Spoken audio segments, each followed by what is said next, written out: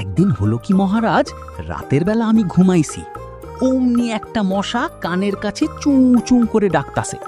অমনি আমার ঘুম ভেঙে যায়। তখন আমি কি করি, মশাকে ধরেছি। মশাকে ধরে তারা হাত পা দড়ি দিয়ে বেঁধে আমার বালিশের পাশে ছুঁয়ে দিয়েছি।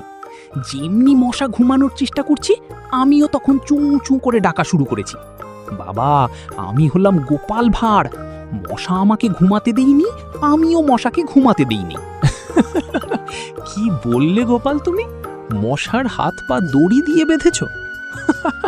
সত্যি তুমি রসিক রাজা, বুদ্ধির রাজা গোপাল ভাঁড়।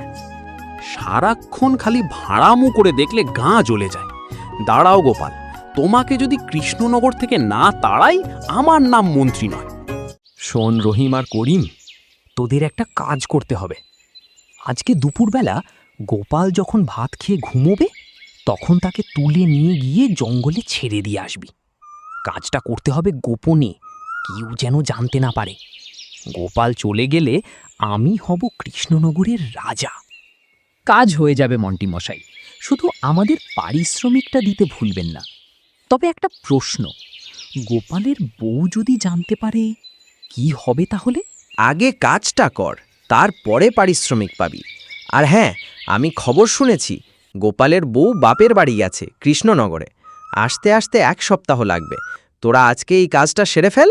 ওই দেখ, রহিম গোপাল কেমন ঘুম দিচ্ছে।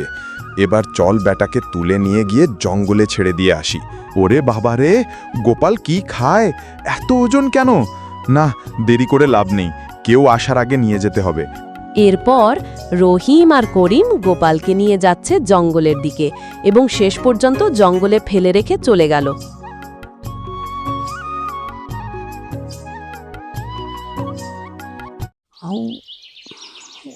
আমি কোথায়? কি এটা তো মনে হচ্ছে গভীর জঙ্গল। এখানে আমি আসতাম কিভাবে? আমি তো বাড়িতে ঘুমাচ্ছিলাম। এই নিশ্চয়ই মন্ত্রী শয়তানি ষড়যন্ত্র। একবার রাজ্যে ফিরি, মন্ত্রীকে দেখাবো মজা। এ কি, রাজসভা শুরু হয়ে গেল, এখনো তো গোপাল এলো না। কোনো সমস্যা হলো নাকি?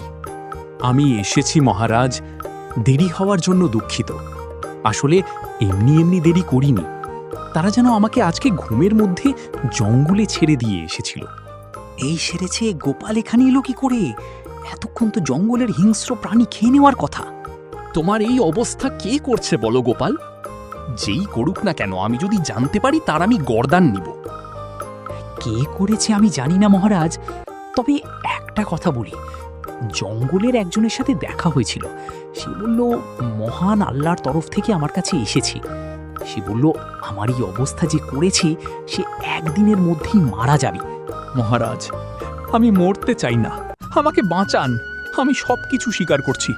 আমি ষড়যন্ত্র করে রহিম করিমকে দিয়ে গোপালকে কৃষ্ণনগর থেকে তাড়িয়ে দেওয়ার ব্যবস্থা করেছিলাম, জঙ্গলে ছেড়ে এসেছিলাম।